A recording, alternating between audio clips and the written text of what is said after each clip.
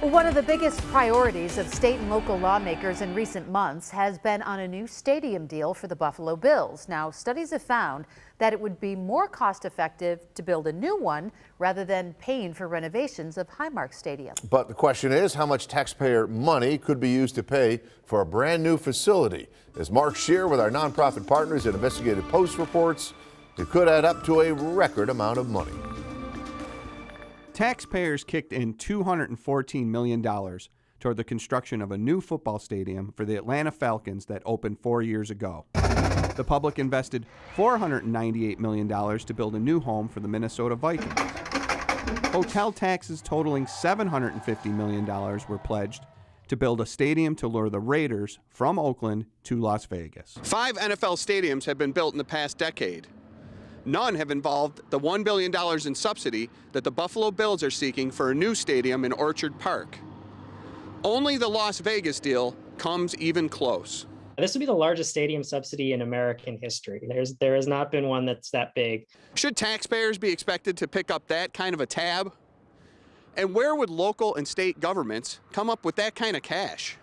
A state study determined the bills generate about $27 million a year in tax revenue. About 2/3 of that money comes from state income taxes paid by players and other team staff. Timothy Noonan, an attorney who handles taxes for some Bills players, said income taxes extend to visiting players as well. Tom Brady comes here to play the Bills, and he's here for 2 or 3 days. He owes New York State income tax. The balance of revenue is mostly sales taxes on everything from tickets to concessions to merchandise. Tax revenue could be put towards covering the public share of stadium costs, or at least offset the cost of borrowing. $27 million a year could buy about $500 million in municipal bond, a common way of funding public projects. While $500 million sounds like a lot of money, and it is, that would finance only half of a public investment of $1 billion. And that share would be smaller if a more expensive option was selected, such as a stadium downtown or one with a dome. Other cities have come up with the cash by raising a variety of taxes. Taxes on hotel rooms are a favorite, but usually in cities like Las Vegas that are more of a tourist destination than Western New York.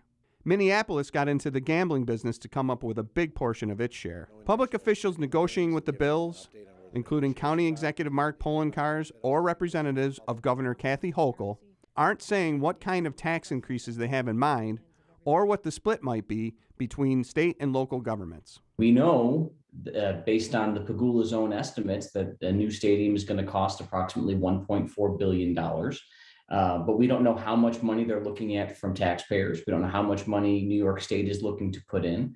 And it's problematic. There are other options. One solution would be to finance the stadium with little or no cost to taxpayers. It has happened elsewhere. Public funds accounted for just a small percentage of the construction of the 49ers Stadium. And in Los Angeles, the home of the Rams and the Chargers was built exclusively with private funds.